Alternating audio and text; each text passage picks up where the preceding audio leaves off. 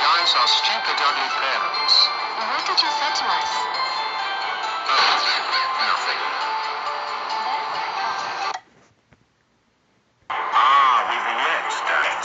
For the last freaking time, Caillou. No, no, no, no, no, no, no, no, no, no, no, no, no, no, no, no. We are not there it. We're super angry. They,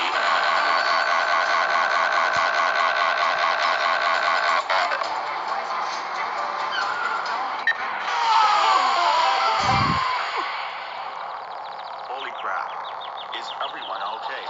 Yes, we are okay. But now our car is wrecked and we can't go to the store today to buy our food today. This is all Caillou's fault. You